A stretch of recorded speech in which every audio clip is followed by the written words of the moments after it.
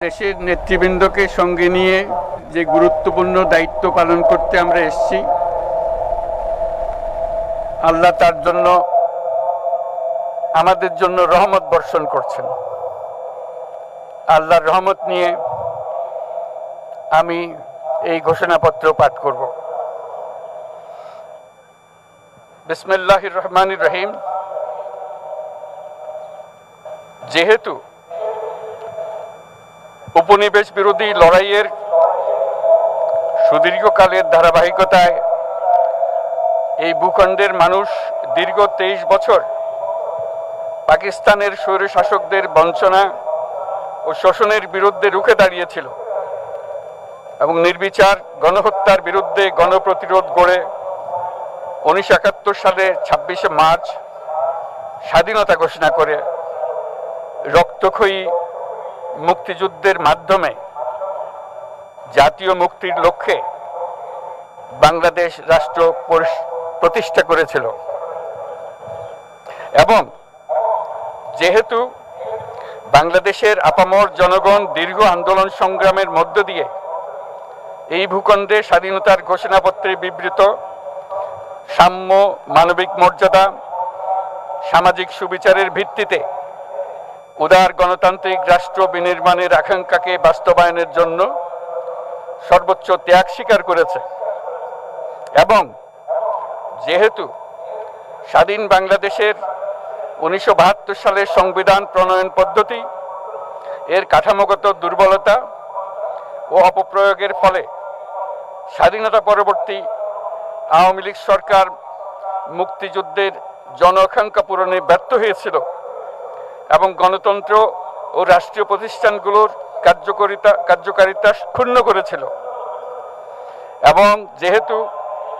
স্বাধীনতা পরবর্তী আওয়ামী লীগ সরকার স্বাধীনতার মূল মন্ত্র গণতান্ত্রিক শাসন ব্যবস্থার বিপরীতে বাকশাল নামে সাংবিধানিকভাবে একদলীয় শাসন ব্যবস্থা কায়েম করে এবং মত প্রকাশ ও বিচার বিভাগের স্বাধীনতা হরণ করে, যার প্রতিক্রিয়ায় 1975 সালের 7ই নভেম্বর দেশের সিপাহী জনতার ঐক্যবদ্ধ বিপ্লব সংগঠিত হয় এবং পরবর্তী সময়ে একদলীয় বাকশাল পদ্ধতির পরিবর্তে বহুদলীয় গণতন্ত্র, মত প্রকাশ ও বিচার বিভাগের স্বাধীনতা পুনঃপ্রবর্তনের পথ সুগম হয়। এবং যেহেতু 80-র দশকে সামরিক স্বৈরশাসনের বিরুদ্ধে দীর্ঘ 9 বছর ছাত্র জনতার অবিরাম সংগ্রামের মধ্য দিয়ে 1990 সালে গণ অভ্যুত্থান সংগঠিত হয় এবং 91 সনে পুনরায় সংসদীয় গণতান্ত্রিক শাসন ব্যবস্থার প্রবর্তন করা হয়। এবং যেহেতু দেশি বিদেশি চক্রান্তে সরকার পরিবর্তনের গণতান্ত্রিক প্রক্রিয়া ব্যাহত হওয়ায় 1/11 মতো ষড়যন্ত্রমূলক ব্যবস্থার মাধ্যমে বাংলাদেশে শেখ হাসিনার একচ্ছত্র ক্ষমতা, আধিপত্য এবং ফেসিবাদের পথ সুগম করা হয়। যেহেতু দীর্ঘ 16 বছরের ফেসিবাদী অগণতান্ত্রিক গণবিরোধী শাসন ব্যবস্থা কায়েমের লক্ষ্যে এবং একদলীয় রাষ্ট্র ব্যবস্থা প্রতিষ্ঠার অতি উগ্র বাসনা চরিতার্থ করার অভিপ্রায়ে সংবিধানে অবৈধ অগণতান্ত্রিক পরিবর্তন করা হয়, যার ফলে একদলীয় একচ্ছত্র ক্ষমতা ও আধিপত্য প্রতিষ্ঠার পথ সুগম হয়। এবং যেহেতু শেখ হাসিনার আওয়ামী লীগ সরকারের দুঃশাসন, গুম খুন, আইন বহির্ভূত হত্যাকাণ্ড, মত প্রকাশের স্বাধীনতা হরণ এবং একদলীয় স্বার্থে সংবিধান সংশোধন ও পরিবর্তন বাংলাদেশের সকল রাষ্ট্রীয় সাংবিধানিক প্রতিষ্ঠানসমূহকে ধ্বংস করে। এবং যেহেতু হাসিনা সরকারের আমলে তারই নেতৃত্বে একটি চরম গণবিরোধী, একতান্ত্রিক ও মানবাধিকার হরণকারী শক্তি বাংলাদেশকে একটি ফেসিবাদী, মাফিয়া এবং ব্যর্থ রাষ্ট্রের রূপ দিয়ে আন্তর্জাতিকভাবে বাংলাদেশের ভাবমূর্তি ক্ষুণ্ণ করে। এবং যেহেতু তথাকথিত উন্নয়নের নামে শেখ হাসিনার ফেসিবাদী নেতৃত্বে সীমাহীন দুর্নীতি, ব্যাংক লুট, অর্থ পাচার ও অর্থনৈতিক প্রতিষ্ঠানগুলিকে ধ্বংসের মধ্যে দিয়ে বিগত পতিত দুর্নীতিবাজ আওয়ামী লীগ সরকার বাংলাদেশ ও এর অমিত অর্থনৈতিক সম্ভাবনাকে বিপর্যস্ত করে তোলে এবং পরিবেশ প্রাণ বৈচিত্র্য ও জলবায়ুকে বিপন্ন করে এবং যেহেতু শেখ হাসিনার ফ্যাসিস্ট সরকারের বিরুদ্ধে রাজনৈতিক দল,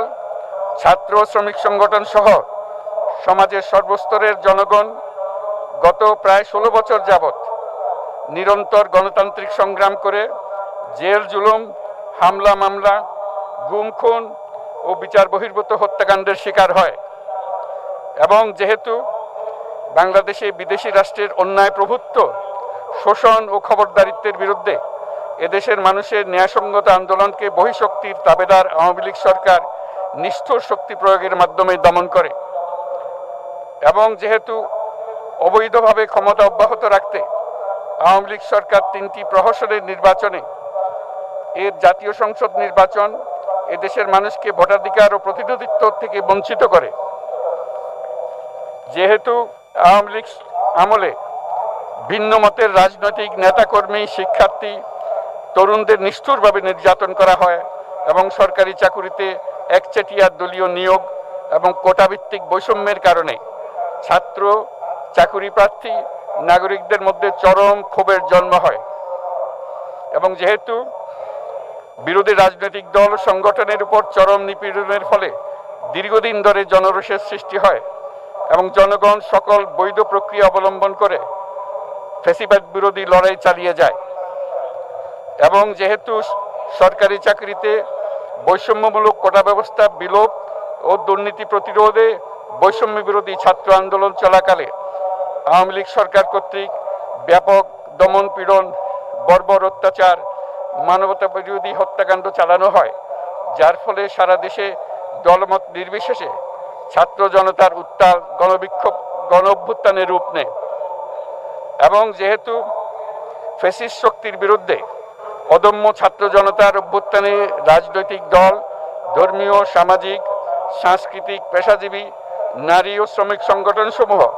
সমাজের সকল স্তরের মানুষ যোগদান করে এবং আওয়ামী ফ্যাসিবাদী বাহিনী রাজপথে নারী, শিশু সহ প্রায় 1000 মানুষকে নির্বিচারে হত্যা করে, অগণিত মানুষ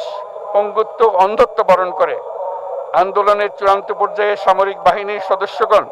জনগণের গণতান্ত্রিক লড়াইকে সমর্থন প্রদান করে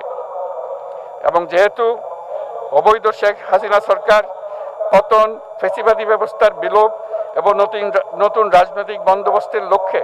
বৈষম্য বিরোধী ছাত্র আন্দোলনের ডাকে জনগণ অসহযোগ আন্দোলন শুরু করে, পরবর্তী সময়ে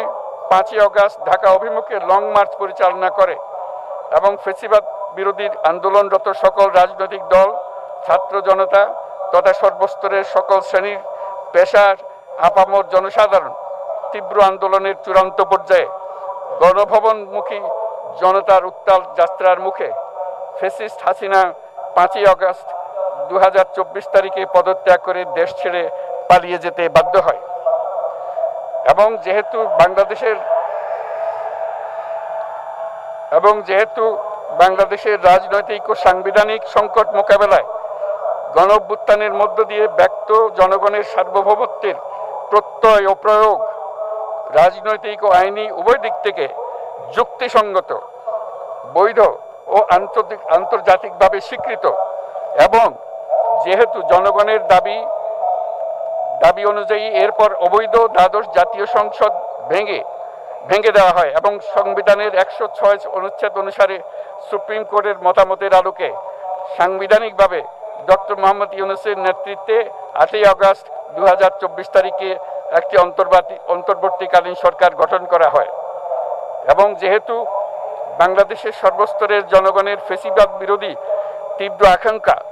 এবং ছাত্র জনতার অভ্যুত্থানের মধ্য দিয়ে ফ্যাসিবাদ, বৈষম্য,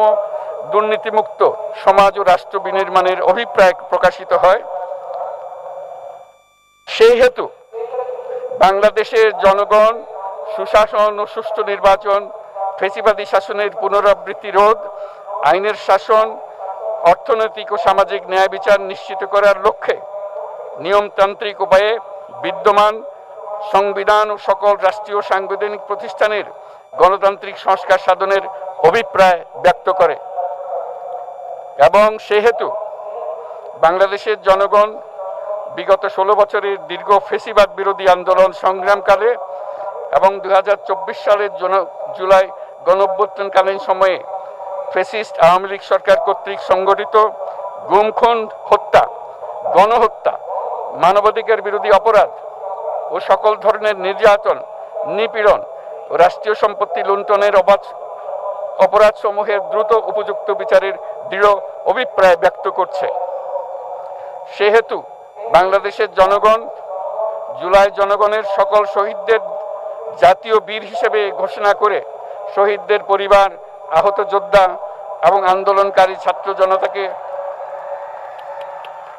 প্রয়োজনীয় সকল আইনি সুরক্ষা দেওয়ার অভিপ্রায় ব্যক্ত করেছে। এবং সেহেতু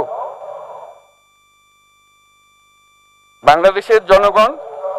যুক্তিসঙ্গত সময়ে আয়োজিতব্য অবাধ ও সুষ্ঠু ও নিরপেক্ষ একটি নির্বাচনের মাধ্যমে গঠিত জাতীয় সংসদে প্রতিশ্রুত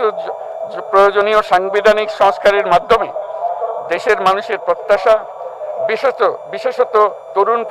প্রজন্মের আকাঙ্ক্ষা অনুযায়ী আইনের শাসন ও মানবাধিকার, দুর্নীতি, শোষণমুক্ত,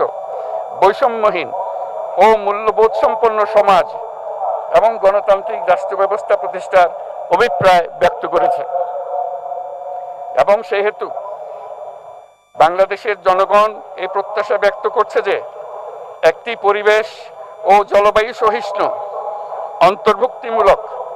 টেকসই উন্নয়ন কৌশলের মাধ্যমে বর্তমান ও ভবিষ্যৎ প্রজন্মের অধিকার সংরক্ষিত হবে। এবং সেহেতু বাংলাদেশের জনগণ এই অভিপ্রায় ব্যক্ত করছে যে ছাত্র গণঅভ্যুত্থানের 2024-এর উপযুক্ত রাষ্ট্রীয় সাংবিধানিক স্বীকৃতি প্রদান করা হবে এবং পরবর্তী নির্বাচনে নির্বাচিত সরকারের সংস্কারকৃত সংবিধানের তফসিলে এই ঘোষণাপত্র সন্নিবেশিত করা হবে। এবং 5ই আগস্ট 2024 সালে গণঅভ্যুত্থানে বিজয়ী বাংলাদেশের জনগণের আকাঙ্ক্ষার প্রতিফলন হিসেবে এই ঘোষণা প্রণয়ন করা হলো। জাতির সার্বিক মঙ্গল কামনা করে আমি জুলাই ঘোষণাপত্র আপনাদের সবার সামনে উত্থাপন করলাম। আল্লাহ সকলের জন্য মঙ্গল দান করুন, জাতির জন্য মঙ্গল নিয়ে আসুক। সবাইকে ধন্যবাদ। আল্লাহ হাফেজ।